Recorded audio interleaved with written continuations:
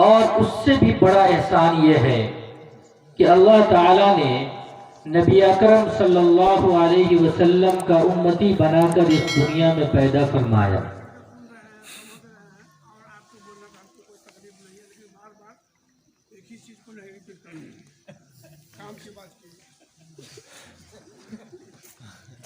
برادران اسلام، آج کی رات کے حوالے سے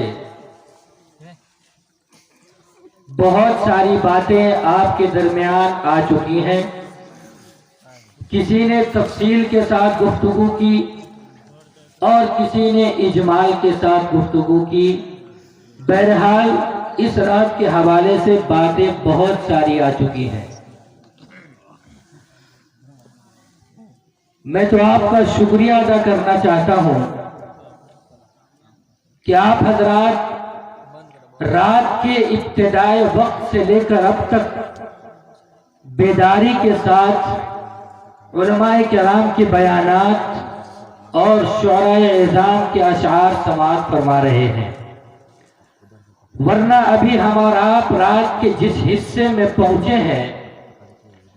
یہ رات کا وہ حصہ ہے جس میں انسان بڑی گہری نیند میں ہوتا ہے، لیکن دوسرے نظریے سے اگر دیکھا جائے تو یہ رات کا وہ حصہ ہے جس حصے میں اللہ تبارک و تعالی سے قربت رکھنے والے، اللہ تبارک و تعالی سے تعلق رکھنے والے، راتوں کو جاگ کر اللہ کی عبادت کرنے والے اور اللہ تبارک و تعالی کے محبوب بندے رات کے اس حصے میں جاگ جایا کرتے ہیں، یعنی جو تہجد پڑھتے ہیں پابندی کے ساتھ، وہ عشاء کی نماز کے بعد کھانے سے فارغ ہو کر فوراً سو جاتے ہیں اور رات کے اسی حصے میں یعنی اسی وقت میں بیدار ہوتے ہیں اور تہجد میں اللہ تبارک و تعالی سے ملاقات کرتے ہیں۔ تو رات کا یہ حصہ دونوں اعتبار سے بڑا امپورٹنٹ ہے، بڑا اہم ہے، بڑا اہمیت کا حامل ہے۔ میری کوشش یہ ہوگی کہ جو باتیں آپ کے درمیان آ چکی ہیں اسے ریپیٹ نہ کیا جائے، جو باتیں اب تک نہیں آ سکی ہیں چاہے وقت کی وجہ سے یا موضوع میں گھر جانے کی وجہ سے، جن باتوں سے آپ کا تعلق اب تک نہیں ہو سکا ہے، میں کوشش کروں گا کہ وہ باتیں آپ کے بیچ عرض کروں، اور انشاءاللہ تعالی 3:30 بجے کا وقت دیا گیا ہے، 2:40 ہونے والے ہیں،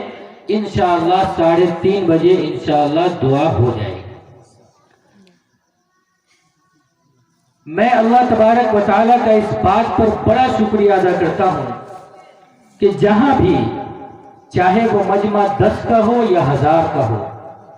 جہاں بھی مجھے جتنا وقت دے دیا جاتا ہے، میں پہلے پوچھ لیتا ہوں کتنی دیر بولنا ہے، اور جتنا وقت مجھے دے دیا جاتا ہے کوشش کرتا ہوں کہ اس وقت سے پہلے اپنی بات ختم کر لوں، اور آپ سے وعدہ ہے انشاءاللہ تعالی 3:30 سے آگے نہیں بڑھوں گا۔ لیکن شرط یہ ہے کہ جو محدود وقت بچا ہے 50 منٹ کا، یہ 50 منٹ آپ ذرا بیداری کے ساتھ سماعت کر لیں، آپ کی مہربانی ہوگی۔ حاضرین گرامی، بہت سارے واقعات، مزاحیہ واقعات، ہنسنے والے واقعات، رلانے والے واقعات، طرح طرح کے واقعات آپ نے سماعت فرمائے ہیں۔ کچھ باتیں ایسی ہوتی ہیں کہ کبھی واقعی وہ رلانے والا واقعہ ہوتا ہے جس سے انسان کی آنکھوں سے آنسو ٹپکنے لگتے ہیں، لیکن کچھ باتیں ایسی ہوتی ہیں کہ بظاہر یہ محسوس ہوتا ہے کہ یہ کوئی بات نہیں ہے، لیکن جب اس میں گہرائی کے ساتھ، گہرائی کے ساتھ سوچا جاتا ہے، غور کیا جاتا ہے، تب سمجھ میں آتا ہے کہ یہ بڑا نازک مسئلہ ہے، آخر اتنا برا کیسے ہو گیا۔ تو انسان کو افسوس ہوتا ہے، اس کا دل پھٹتا ہے اور پھر اس کے بعد اس کی آنکھوں سے آنسو آنے لگتے ہیں۔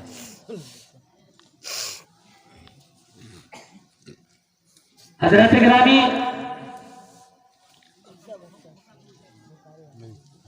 ہم اور آپ جس مہینے میں زندگی گزار رہے ہیں، یہ مہینہ شعبان المعظم کا مہینہ ہے۔ سب سے پہلے میں اپنی بات کا آغاز کرنا چاہوں گا شعبان المعظم کی پہلی رات سے۔ آج کی 15ویں رات کے تعلق سے آپ نے سن لیا بہت ساری باتیں،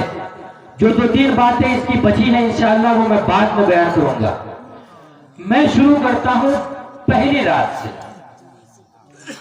ہم اور آپ مسلمان ہیں، ہمارے دلوں کے اندر ایمان ہے، ہم اس بات کو جانتے اور مانتے ہیں کہ اللہ تبارک و تعالیٰ ایک ہے، ساری کائنات کا خالق، مالک اور پالنہار وہی ہے۔ ہم اس بات کو بھی مانتے ہیں کہ نبی اکرم صلی اللہ علیہ وسلم آخری پیغمبر اور آخری نبی اور نبی برحق ہے، آپ کے بعد کوئی نبی نہیں آئے گا۔ رسالت اور نبوت کا سلسلہ اور دروازہ آپ پر بند کر دیا گیا ہے۔ ہم اس بات کو بھی مانتے ہیں کہ آپ پر نازل کی جانے والی کتاب قرآن کریم آخری کتاب ہے۔ یہ قرآن کریم رہتی دنیا تک کے لیے، قیامت کی آخری صبح اور قیامت کی آخری شام تک کے لیے یہ کتاب ہم سب کے لیے اور آنے والی نسلوں کے لیے راہ ہدایت اور مشعل راہ ہے۔ یہ ایمان کی بنیادی چیزیں ہیں۔ اگر کوئی انسان ان باتوں کو نہیں مانے گا تو وہ دائرہ اسلام میں داخل ہی نہیں ہوگا، لیکن جس نے ان باتوں کا اقرار کر لیا، مان لیا، ماننے کے بعد اب وہ اسلام کے دائرے میں، اسلام کی دیوار میں گھر جاتا ہے۔ اور جب وہ اسلام کی دیوار میں گھرتا ہے، لا الہ الا اللہ محمد الرسول اللہ کا اقرار کرتا ہے، کتاب کو، قرآن کریم کو آخری کتاب تسلیم کرتا ہے، پیغمبر آخر الزمان محمد عربی صلی اللہ علیہ وسلم کو اپنا آخری نبی تسلیم کرتا ہے، تو اس کے بعد اس پر ذمہ داریاں بے شمار عائد ہو جاتی ہیں۔ اور ذمہ داری کے ساتھ ساتھ اللہ تبارک و تعالی ان کو ایک خطاب سے نوازتا ہے، ایک سرٹیفکیٹ دیتا ہے۔ وہ سرٹیفکیٹ کیا ہے؟ قرآن کہتا ہے کنتم خیر امۃ اخرجت للناس تأمرون بالمعروف وتنہون عن المنکر۔ وہ سرٹیفکیٹ یہ ہے، اللہ تبارک و تعالی نے فرمایا کہ تم سب سے بہترین امت ہو۔ تم سے پہلے آدم علیہ السلام کی امت آئی، تم سے پہلے نوح علیہ السلام کی امت آئی، تم سے پہلے شیس علیہ السلام کی امت آئی، تم سے پہلے ابراہیم علیہ السلام کی امت آئی، تم سے پہلے اسماعیل علیہ السلام کی امت آئی، تم سے پہلے موسیٰ علیہ السلام کی امت آئی، تم سے پہلے عیسیٰ علیہ السلام کی امت آئی۔ الغرض تقریباً 1,24,000 انبیاء کرام کی امت آئی، لیکن ان سب میں سب سے بہتر، سب سے زیادہ باعزت، سب سے زیادہ قابل احترام اور سب سے زیادہ معزز امت اگر کوئی ہے تو وہ نبی آخر الزمان محمد عربی صلی اللہ علیہ وسلم کی امت ہی۔ وہ ہم ہیں، وہ آپ ہیں۔ اب جب ہم سب سے بڑے خطاب سے نوازے گئے ہیں، ہمیں سب سے بڑا سرٹیفکیٹ دیا گیا ہے، تو پھر ہماری ذمہ داری بھی سب سے بڑی ہے نا؟ آپ ذرا اس کا اندازہ لگائیے، گاؤں میں ایک ہوتا ہے وارڈ ممبر، تو وارڈ ممبر کا درجہ تھوڑا سا چھوٹا ہوتا ہے، تو اس کی ذمہ داری ایک وارڈ میں محدود ہوتی ہے۔ وارڈ ممبر سے اوپر ہوتا ہے سرپنچ، مکھیا، اس کی ذمہ داری اس سے بڑی ہوتی ہے۔ اس سے بھی بڑا ہوتا ہے ضلع پارشد، اس کی ذمہ داری اس سے بھی بڑی ہوتی ہے۔ ضلع پارشد سے بھی بڑا ہوتا ہے ضلع کا ڈی ایم، اس کی ذمہ داری اس سے بھی بڑی ہوتی ہے۔ الغرض جو جتنے بڑے پوسٹ پر ہوتا ہے اس کی ذمہ داری اتنی ہی بڑی ہوتی ہے۔ یہ بات ٹھیک ہے نا؟ تو اب جب ہم آدم علیہ السلام سے لے کر عیسیٰ علیہ السلام تک جتنے انبیاء آئے اور ان انبیاء کی جتنی امت آئی، ان سب میں سب سے بہتر جب ہمیں کہا گیا ہے تو ہماری ذمہ داری بھی سب سے بڑی ذمہ داری ہے، اور وہ ذمہ داری دو لفظ میں ہے، تأمرون بالمعروف وتنہون عن المنکر۔ وہ ذمہ داری یہ ہے کہ تمہیں اچھے کاموں کا حکم دینا ہے اور برے کاموں سے روکنا ہے، یہی دو کام ہیں۔ اور یقین جانیے جس دن پوری دنیا میں یہ دو کام پوری ایمانداری سے کیے جائیں گے، اس دن پوری دنیا میں جتنے فساد ہو رہے ہیں یہ سب کے سب ختم ہو جائیں گے۔ بس دو کام کرنا ہے، اچھی بات کا حکم کرنا ہے اور بری باتوں سے روکنا ہے، اور تیسرا کوئی کام نہیں۔ اب آپ کہیں گے کہ ایسا کیسے ہو سکتا ہے کہ جب یہ اتنا آسان ہے، دو ہی کام ہے، تو پھر ہم سے اور آپ سے ہوتا کیوں نہیں؟ یہ اصل پرابلم ہے، اور دراصل یہ جو پرابلم ہے، یہ جو پریشانی ہے، یہ پرابلم اور یہ پریشانی ہمارے معاشرے نے ہمیں دیا ہے، ہمارے سماج نے ہمیں دیا ہے، ہمارے سسٹم نے ہمیں دیا ہے۔ وہ اس لیے کہ جب ہم بچپن کی زندگی گزار رہے ہوتے ہیں تو دیکھتے ہیں کہ میرا باپ نماز نہیں پڑھتا ہے، جب ہم بچپن کی زندگی گزار رہے ہوتے ہیں تو ہم دیکھتے ہیں کہ میری ماں نماز نہیں پڑھتی ہے، جب ہم بچپن کی زندگی گزار رہے ہوتے ہیں تو ہم دیکھتے ہیں کہ ہمارے معاشرے میں جتنے بچے ہیں وہ سب کے سب گالیاں بکتے ہیں، جب ہم بچپن کی زندگی گزار رہے ہوتے ہیں تو ہم دیکھتے ہیں کہ ہمارے معاشرے میں بسنے والا بڑا شخص پورا شخص سب کا سب جھوٹ بولتا ہے، دغا بازی کرتا ہے، چغلخوری کرتا ہے، غیبت کرتا ہے، حسد کرتا ہے، جلن کرتا ہے۔ جب وہی بچہ ان باتوں کو دیکھ کر، ان باتوں کو سیکھ کر بڑا ہوتا ہے تو پھر وہ بچہ بھی اسی راستے پر چلنے لگتا ہے جس راستے پر اپنی باپ اور اپنی ماں کو اور اپنے خاندان کو دیکھا تھا۔ غلط بول رہا ہوں تو غلط بول رہا ہوں نہیں۔ تو یہ جو پرابلم ہے ہمارے معاشرے نے کھڑا کیا، ہمارے سماج نے کھڑا کیا، ہمارے سسٹم نے کھڑا کیا۔ اب سوال یہ ہے، پریشانی یہ ہے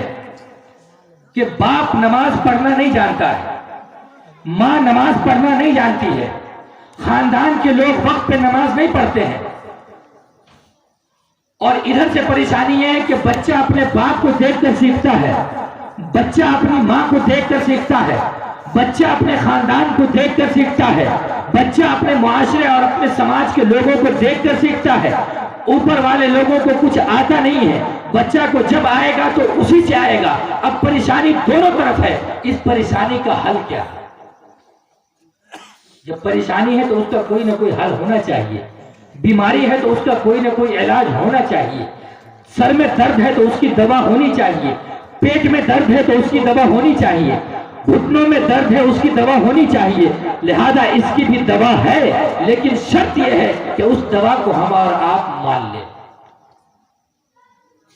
ایک انسان کے سر میں درد ہے، ڈاکٹر کے پاس جائے، ڈاکٹر اسے سر کے درد کی دوا دے، وہ انسان دوا نہ کھائے، پھر اپنے گھر واپس چلا آئے اور اپنے بستر پر لیٹ کر چھٹپٹاتا رہے کہ میرے سر میں درد ہے، میرے سر میں درد ہے، تو بتائیے ڈاکٹر کا کوئی قصور ہے؟ ڈاکٹر کا کوئی قصور ہے؟ ڈاکٹر نے تو اپنا کام کر دیا، انہوں نے اپنی بیماری بتایا، ڈاکٹر نے دوا دی۔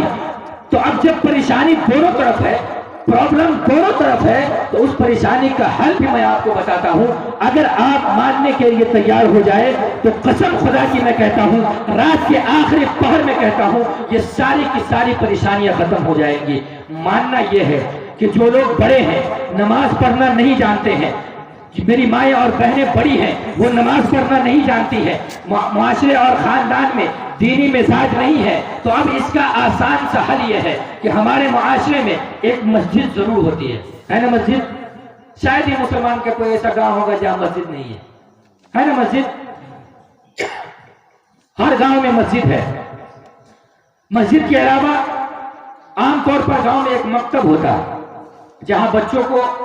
بنیادی تعلیم دی جاتی ہے۔ تو جہاں مسجد ہے، جہاں مکتب ہے، میں گزارش کرنا چاہتا ہوں ان والدین سے جن کو نماز، روزہ، حج، زکوٰۃ، صدقات کچھ نہیں آتے ہیں، کوئی حرج نہیں ہے، آپ نے اب تک اپنی زندگی یوں ہی گزار دی، اب ذرا سا ایک قدم اٹھائیے، मस्जिद की तरफ बढ़िए, अपने इमाम से मुलाकात कीजिए और उनसे कहिए कि इमाम साहब मैं नमाज पढ़ना चाहता हूँ, अब तक मैंने नमाज नहीं पढ़ी है, मैं रोजा रखना चाहता हूँ, अब तक मैंने रोजा नहीं रखा है, मैं तिलावत करना चाहता हूँ, मुझे कुरान करीम पढ़ना नहीं आता है, मैं सदका देना चाहता हूँ, मुझे सदका और खैरात करना नहीं आता है, मैं दीन की बातें सीखना चाहता हूँ, मुझे दीन की बातें नहीं आती है। इमाम साहब आप मुझे बता दीजिए नमाज कैसे पढ़ना है, रोजा कैसे रखना है, ज़कात कैसे देना है, हज कैसे करना है, सदका और खैरात कैसे करना है। तो इमाम साहब आपको बताएंगे, बड़े प्यार से, बड़े शफकत से, बड़ी मोहब्बत से बताएंगे और कहेंगे कि नमाज पढ़ने से पहले वुजू किया जाता है, वुजू करने के बाद आप मेरे पास आइए, और उसके बाद वो इमाम साहब आहिस्ता आहिस्ता धीरे धीरे एक एक करके आपको तरीका बताएंगे। बताइए ये तरीका मुश्किल है? मस्जिद में जाने में कोई किराया लगेगा?